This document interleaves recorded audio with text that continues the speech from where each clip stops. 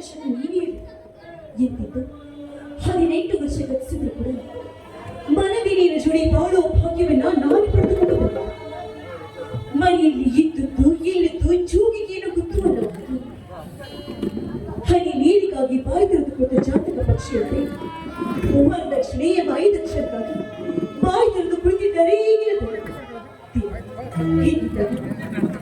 ಬಾಳಿ ಬರಲಿ ಈ ಬಾಳು ಆಶ್ರಯದ ಮೂಲದಲ್ಲಿ ಈಗಿನ ಬಾಳನ್ನ ನೀನೇ ಉತ್ತರಿಸಬೇಕಪ್ಪ, ನೀನೇ ಉತ್ತರಿಸಬೇಕು.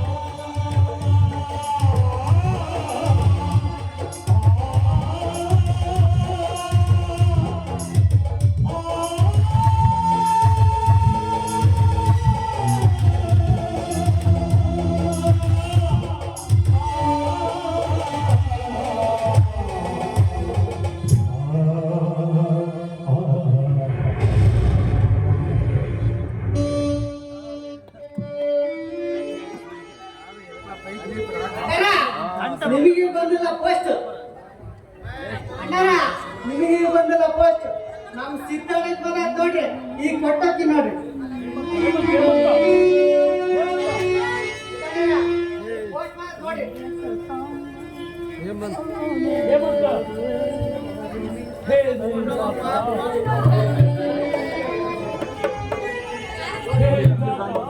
ಹೇ ವಿಧಾತ, ಎಷ್ಟೊಂದು ನಿಷ್ಠೂರನು ನೀನು.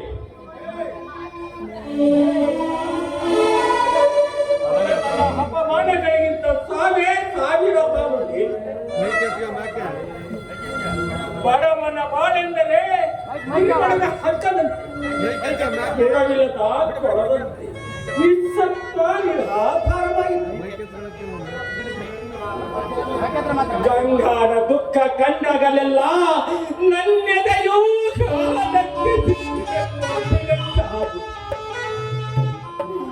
ಮಾಡುವುದಾದರೆ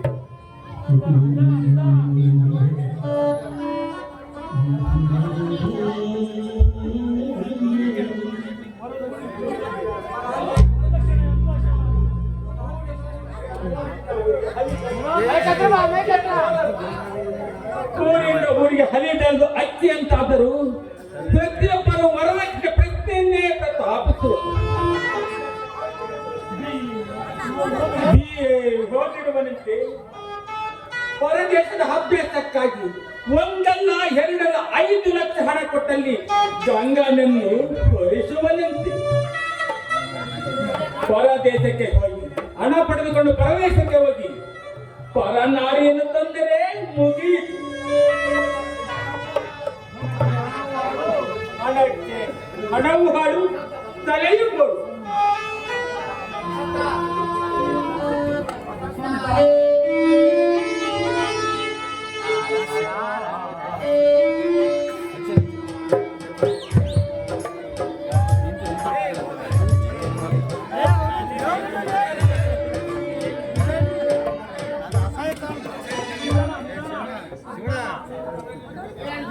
ಅಪ್ಪ ಯಾರಿಂದ ಬಂದಿದೆ ಪತ್ರ?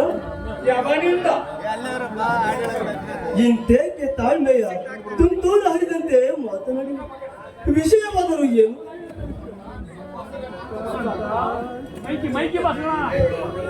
ನನ್ನ ಸೋದರಿಯ ಮಾಂಗಲ್ಯದ ಭಾಗ್ಯ ಎಂದಿರುವುದು ತಿಳಿಯದಾಗಿದೆ. ಪರದೇಶದ ಅಭ್ಯಾಸಕ್ಕಾಗಿ 5 ಲಕ್ಷ ಹಣ ಕೊಟ್ಟಲ್ಲಿ ಗಂಗನನ್ನು ಮದುವೆ ಮಾಡಿಕೊಂಡು ಒಂದೊಂದು ಅಮರಾವತಿಯಿಂದ ಅಮರನಾಥನು ಪತ್ರ ಬರೆದಿರುವನು. 5 ಲಕ್ಷ 500 ರೂಪಾಯಿಗಳ ಕಾಲದ ಈ ಗಂಗನು 5 ಲಕ್ಷ ಹಣವನ್ನು ಎಲ್ಲಿಂದ ತತ್ತಬೇಕು ಅಪ್ಪ?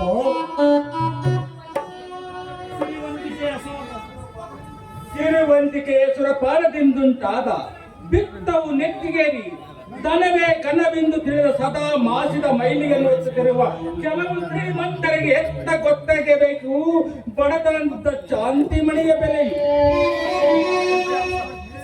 ನಿಜಪ್ಪ, ಸತ್ಯವಾಗಿಯೂ ಇದು ಸಿರಿವಂತರ ಕಾಲ. ಮತ್ತೆ ಮದುವೆ ಬಡವರಿಗೆ ಸಾಧನ. ಇಂಥ ಸಿರಿವಂತರ ಕಾಲದಲ್ಲಿ ನಮ್ಮಂತ ಬಡವರನ್ನು ಹುಟ್ಟಿಸಿ ಇಬ್ಬರಿಂದ ಪರಿತಪಿಸಿಗಿಂತ ತನ್ನ ಹುರಿಗಣ್ಣ ತೆರೆದು ಭವನದಲ್ಲಿರುವ ಬಡವರನ್ನು ಭಸ್ಮ ಮಾಡಿದರೆ ಒಳಿತು. ಸಾವು ಬಂದರೆ ನಮ್ಮಂತ ಪುಣ್ಯವಂತರೇ ಇಲ್ಲ. ಆದರೆ ಯಮರಾಯನ ಅನುಗ್ರಹವು ಆಗಬೇಕಲ್ಲ. ಕಾಲಚಕ್ರದ ಹೊಕ್ಕರಗತಿಯಲ್ಲಿ ತಿರುಗಿ ಅದೆಷ್ಟ ಬಡ ಕುಟುಂಬಗಳು ನಮ್ಮಂತೆ ನುಚ್ಚು ನೂರಾಗುತ್ತಿರುವವು. ಉರುಳು ಕಾಲಚಕ್ರ ಉರುಳು. ಯಾರ ಮನಗೂ ಕಿವಿಗೊಟ್ಟು ಕರಗದೆ ಕಲ್ಲು ಹೃದಯವಾಗಿಯೇ ಉರುಳು. ಆ ಕಣ್ಣೀರಿನ ಪ್ರವಾಹದಲ್ಲಿಯೇ ನನ್ನ ತಂಗಿ ತನು ತ್ಯಾಗವಿದ್ದರು ನಾನಾದರೂ ಮಾಡುವುದೇನು, ನೀವಾದರೂ ಮಾಡಿ. ದುಃಖದ ದುರ್ಮಾರ್ಗದಿಂದ ದುರ್ಬಲರಾಗದರು. ಪ್ರಳಯ ದೃಷ್ಟಿಯಂತೆ ನೀನು ಕಣ್ಣೀರು ಸುರಿಸಿದರೆ ಕಷ್ಟ ಕಾರ್ಪಣ್ಯದ ಕುಲಿಮೆಯಲ್ಲಿ ಬೆಂದು ದೇವತೆಗಳು ಬಡವರ ವಿಷಯದಲ್ಲಿ ಭಗವಂತನು ಕಂಟರೆಲಾರನು. ಅಪ್ಪ, ಉದ್ವಿಗ್ನರಾಗಲೇನು. ಭೂತ್ಕತೆಯಿಂದ ಉಮೇಶನನ್ನು ಶಪಿಸಲಿ. ಸಮಾಜಕ್ಕೆ ವರದಕ್ಷಿಣೆ ಉರಿ ಎತ್ತಿ ತನ್ನ ಕರಾಳ ಕುರಿದಾಡಿಗಳ ಕೆನ್ನಣಿಗಳಿಂದ ನಮ್ಮಂತ ಬಡವರನ್ನು ಬಲಿ ತಗೊಳ್ಳದೆ ವಿನಃ ಆ ಪರಶಿವನಲ್ಲಿ ತಿಳ ಮಾತ್ರ ಅಲ್ಲಿ ಹೇಳೋ ನಿನ್ನ ಪರಶಿವನು. ಭಕ್ತರ ಹೃದಯವೇ ಪರಶಿವನಿದೆ. ಭಕ್ತರ ಹೃದಯವೇ ಪರಶಿವ ನಿಲಯ. ಭಕ್ತರ ಹೃದಯವೇ ಪರಶಿವ ನಿಲಯವಾಗಿದ್ದಲ್ಲಿ ಅಂದು ರಾಜ ಹರಿಶ್ಚಂದ್ರ ಮಡದಿಯನ್ನು ಮಾಡಿಕೊಂಡು ಮಸಣವನ್ನೇಕೆ ಕಾದನು? ಅವನನ್ನೇ ನಂಬಿದ ವೇದ ಕೃಷ್ಣನ್ನೇಕೆ ಶಿಲ್ಬೆಯನ್ನೇರಿದನು? ಮಹಾತ್ಮ ಗಾಂಧೀಜಿಯವರಿಗೆ ಗುಂಡಿಗೆ ಬಲಿಯಾದರು ನಿತ್ಯಂ ಸಂಹರಿಸಿ ಸತ್ಯವನ್ನು ಸಲಹುವುದಾಗಲಿಲ್ಲವೇ? ಪರಶಿವನಿಗೆ ನಿತ್ಯದ ಹೊರಗಲ್ಲಿಗೆ ತಿಕ್ಕಿದಾಗಲೇ ತಿಳಿಯುವುದು ಸತ್ಯ ಸುವರ್ಣದ ಬೆಲೆಯು. ಅದರಂತೆ ಆತ್ಮವನ್ನು ಬಡತನ ಎಂಬುದು ಆತ್ಮವನ್ನು ಪುಟಗಿಟ್ಟು ಪರಿಶುದ್ಧಗೊಳಿಸುವ ಅಗ್ನಿಕುಂಡ. ದಿನ ಬೆಳಗಾದರೂ ದುಃಖದ ಅರಕ್ಷಣವಾದರೂ ಭಾಗ್ಯೋದಯ ಬಡವರ ಬಾಳಲ್ಲಿ ಭಾಗ್ಯೋದಯ ಭಕ್ತರನ್ನು ಉದಯಿಸಬೇಡವೇ? ಅಪ್ಪ ಉದ್ಗಾರದ ಉಸಿರನ್ನು ಎಳೆದಿಲ್ಲಪ್ಪ. ಬಡತನದ ಬಾಳು ಸಿರಿತನದ ತಳದಲ್ಲಿ ಸಿಕ್ಕಿ ಕಂದಿ ಕುಂದಿನೊಂದು ಬೇಗನೆಗೊಂಡು ಶರದಿಯ ತಳದಲ್ಲಿರುವ ಒಡಲಾಗ್ನಿಯಂತೆ ಚಟ ಚಡನು ಸಿಡಿದೆದ್ದು ಕಾರ್ಮಡದಲ್ಲಿ ಕೂಡಿಕೊಂಡು ಬೋರ್ಬಿರಿಯುತ್ತ ಸಿರಿವಂತರ ಮನಮಂದಿರಗಳನ್ನು ನಾಶ ಮಾಡಲು ಸಿದ್ಧವಾದಾಗ ಎಂದು ನಿಲ್ಲುವುದು ಹಂದಿಗೆ ಬಡವರ ಭಾಗ್ಯದ. ಚಿಂತಿಸಿದ್ರಪ್ಪ, ತಂಗಿಯ ಮದುವೆ ಭಾರ ನನಗಿರಲಿ, ನೀವಿಷ್ಟು ವಿರಾಮ ಪಡೆಯಿರಿ.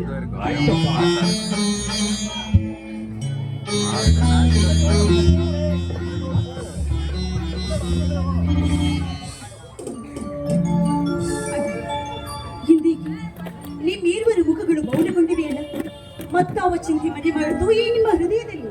ಚಿಂತೆ ಚಿಂತೆ ಯಾರಿಗೆ ಬಿಟ್ಟಿದೆ ತಂಗಿ? ಬ್ರಹ್ಮನಿಗೂ ಶಿರಭಂಗವಾದ ಚಿಂತೆ, ಕಪ್ಪಲದಾರನಿಗೆ ಭಿಕ್ಷೆ ಬೇಡುವ ಚಿಂತೆ. ನಿಂತಿರಲು ನಮ್ಮಂತ ಪಾಮರಿಗೆ ನಮ್ಮ ಚಿಂತಿಸಬೇಡ. ಚಿಂತೆಗೆ ಆಸ್ಪದ ಕೊಡುವುದೆಂದ್ರೆ ಕಾಳ ಸರ್ಪಕ್ಕೆ ಮುತ್ತಿಟ್ಟು ಅಂದ್ರೆ ನೀನ್ ಯಾವುದೇ ರೀತಿ ಚಿಂತೆ ಮಾಡ್ತೀನಿ. ವಿಷಯ ವಿರುದ್ಧ ಈ ನಿನ್ನ ತಂಗಿ ಮುಂದೆ ಯಾಕೆ? ಈ ನಿನ್ನ ತಂಗಿ ಮುಂದೆ ಹೇಳಲಾದಂತ ಗೌಪ್ಯವಾದ ವಿಷಯವೇ ಇದು ನೋಡಮ್ಮ. ದನ ಮದದಿಂದ ದರಿದ್ರ ದುಃಖವನ್ನು ಲೆಕ್ಕಿಸದೆ ತಿರುಗುವ ಧನವಂತರಾದ ಗಂಡು ಹಡಿದವರ ಪತ್ರ. ನೀನಾವುದಕ್ಕೂ ಚಿಂತೆ ಮಾಡಿಬಿಡ. ಸಂತೋಷ ಸಾಗದಲ್ಲಿ ಆ ಧನವಂತರಿಗೆ ರೆಪ್ಪೆ ತೆಗೆದಿ ಕಪ್ಪೆ ಎತ್ತಿ ಬಾಯಿ ತೆರೆದು ಕುಳಿತ ಅಂಥವರಿಗೆ ನಮ್ಮಂತ ದೀನರ ಬಾಳು ಅದು ಹೇಗೆ ತಾನೇ ಅರ್ಥವಾಗುತ್ತೆ? ನೀನ್ ಯಾವುದಕ್ಕೂ ಚಿಂತೆ ಮಾಡಬೇಡ. ನಮ್ಮ ವಾಸ ಹೆತ್ತು ಹೊತ್ತು ಮೃದುಳಾದ ಮಾತಿಗಿಂತ ಅದಕ್ಕಿಂತ ಮಿಗಿಲಾಗಿ ನನ್ನನ್ನ ಮಮತೆಯಿಂದ ಕಾಪಾಡಿದ ನಿನ್ನ ನಾಮಾತು ಅಪ್ಪನನ್ನ ಬಿಟ್ಟು ಹೋಗೋದಕ್ಕೆ ನನಗೆ ಮನಸ್ಸಿಲ್ಲ. ಮನಸ್ಸಿಲ್ಲ. ತಂಗಿ, ಎಂತ ಮುಗ್ಧ ಮಾತುಗಳನ್ನು ಆಡಿ ಹುಟ್ಟಿ ಬಂದ ಹೆಣ್ಣು ಕಾಕಗುಡಿನಲ್ಲಿ ಬೆಳೆದು ಪರ ಪುಟ್ಟ ಕೋಗಿಲೆಯಂತೆ ಒಂದಲ್ಲ ಒಂದು ದಿನ ಮನೆ ಬಿಟ್ಟು ಹೋಗಿ ಶ್ರೀರತ್ನಗಳಾದ ಸೀತಾ ಸಾವಿತ್ರರಂತೆ ಹುಟ್ಟಿದ ಮನೆಗೂ ಕೊಟ್ಟ ಮನೆಗೂ ಕೀರ್ತಿ ತರಬೇಕಮ್ಮ, ಕೀರ್ತಿ ತರಬೇಕು. ಅಲ್ಲ, ಮದುವೆಗಿಂತಲೂ ವರದಕ್ಷಿಣೆಗೆ ಪ್ರಾಶಸ್ತ್ಯ ಕೊಡುವ ಈ ಹೃದಯಹೀನ ಸಮಾಜದಲ್ಲಿ ನನ್ನ ಆಯುಷ್ಯವಧಿಯನ್ನ ಅಕ್ಕ ಮಹಾದೇವಿಗೆ ನೂಕಬೇಕು ಅಂತ ಹೇಳ್ತೀನಿ. ಭವದ ಬಣ್ಣವನ್ನು ನೀನು ಅರಿಯ ತಂಗಿ. ಅಕ್ಕ ಮಾದೇವಿಯಂತೆ ಬದುಕು ಬಾಯಿಸಿದರು ಚಕ್ಕಾಗಿ ನನ್ನ ಸೌಂದರ್ಯಕ್ಕೆ ಕುಕ್ಕಿ ಕುಕ್ಕಿ ಕೆಳಿಸುವ ಕೌಶಿಕನಂತ ರಣ ಹದ್ದುಗಳಿಗೇನು ಕಡಿಮೆ ಇಲ್ಲಮ್ಮ ಈ ಕಲಿಗಾಲದಲ್ಲಿ. ಆಗ್ಲಿ, ಹಿರಿಯರ ಮಾತಿನ ನಾನು ಯಾವ ಕಾರಣಕ್ಕೂ ತುಚ್ಛೀಕರಿಸಬಾರದು. ನಡಿ, ಸಮಯ ಬಹಳ ಆಗಿದೆ, ಊಟ ಮಾಡಿದೆ ಅಂತ. ನಡಿಯಮ್ಮ.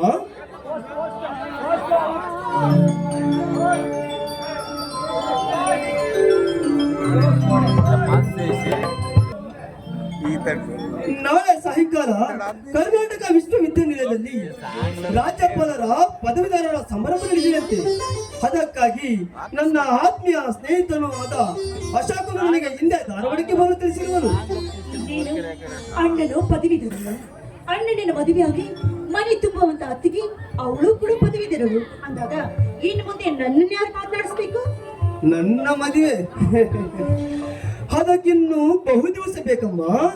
ನಿನ್ನ ಮದುವೆಯಾಗಿ ಪತಿಗೃಹಕ್ಕೆ ಹೋಗಿ ಸತಿಪತಿಯರ ಸಂಸಾರ ಸರೋದಲ್ಲಿಯೇ ಕನ್ಯಾಕುಮಾರ ಅಲ್ಲಿದಾಗಲವೇ ನನ್ನ ಮದುವೆ.